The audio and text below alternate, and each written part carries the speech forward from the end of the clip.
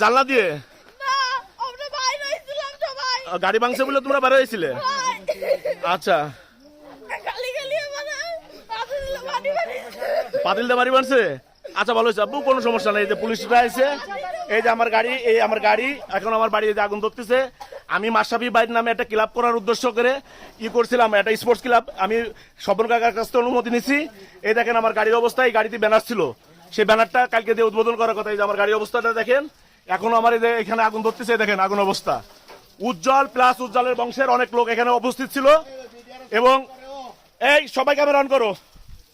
এই যে আমার ঘরে দেখেন, এই যে এখনো ঘরে আগুন ধরতেছে, এই যে ঘরে আগুন এখনো ওই যে পানি টানি দিয়ে লিভাইছে, ঠিক আছে। বাড়ি ঘর কুপায়ে দেখেন কি করে থেকে গেছে। হ্যাঁ, মাশরাফির সাথে মিশতেছি কে, সেটা জবাব প্রশাসন নেবে না।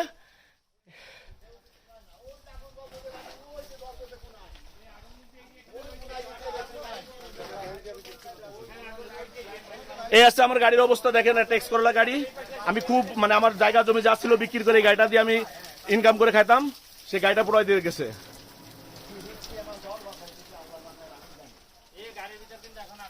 হ্যাঁ, গাড়ির ভিতরে এখন আগুন আছে। এই দিক দিয়ে মারো তো, এই যে আগুন, এই দেখো এই যে আগুন, এখন আগুন চলতেছে গাড়িতে।